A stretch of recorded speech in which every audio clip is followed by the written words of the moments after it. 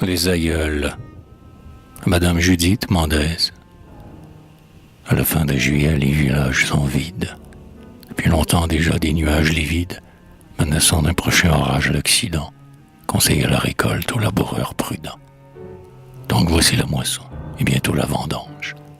On aiguise les flots, on prépare la grange, et tous les paysans, dès l'aube rassemblés, joyeux vont à la fête opulente des blés. Or, pendant tout ce temps de travail, les aïeuls, au village, devant les portes, restent seuls, se chauffant au soleil et branlant le menton, calmes et les deux mains jointes sur leurs bâtons. Car les travaux des champs leur ont courbé la taille. Avec leurs longs fichus peints de quelques batailles, leurs jupes de futaine et leurs grands bonnets blancs, elles restent ainsi tout le jour sur un banc, heureuses, sans penser peut-être et sans rien dire, adressant un béat et mystique sourire au clair soleil qui dort au loin le vieux clocher et mûrit les épis que leurs fils vont faucher. Ah, c'est la saison douce et chère aux bonnes vieilles. Les histoires autour du feu, les longues veilles ne leur conviennent plus. Leur vieux mari, l'aïeul, est mort. Et quand on est très vieux, on est tout seul. La fille est au lavoir, le gendre est à sa vigne. On vous laisse, et pourtant encore on se résigne, s'il fait un beau soleil aux rayons réchauffants. Elles aimaient naguère à bercer les enfants. Le cœur des vieilles gens, surtout à la campagne, bat lentement et très volontiers s'accompagne des mouvements rythmiques et calmes des berceaux. Mais les petits sont grands aujourd'hui. Ces oiseaux ont pris leur vol. Ils n'ont plus besoin de défense.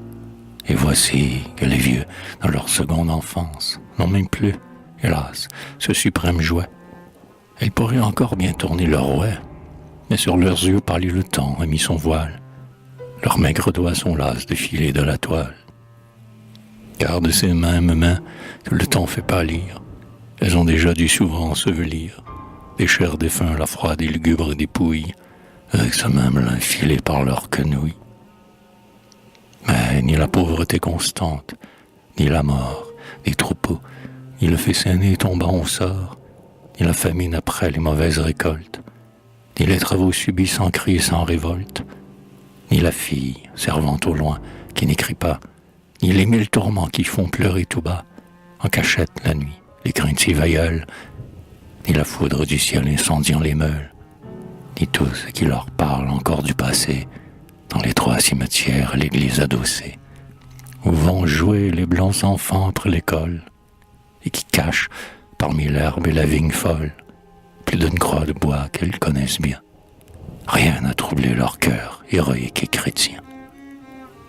Et maintenant, à l'âge où l'âme se repose, elle ne semble pas désirer autre chose que d'aller, en été, s'asseoir, vers le midi, sur quelques bancs de pierre au soleil assiédi, pour regarder d'un œil plein de sereine extase les canards bleus et verts caquetant dans la vase, entendre la chanson des laveuses et voir les chevaux de labour descendre l'abreuvoir. Leur sourire d'enfant et leur front blanc qui tremble rayonnent de bien-être et de candeur. Il semble qu'elles ne songent plus à leur chagrin passé, qu'elles pardonnent tout, et que c'est bien assez pour elles que d'avoir, dans leur vieille année, les peines d'autrefois étant bien terminées, et pour donner la joie à leurs 80 ans, le grand soleil, ce vieil ami des paysans.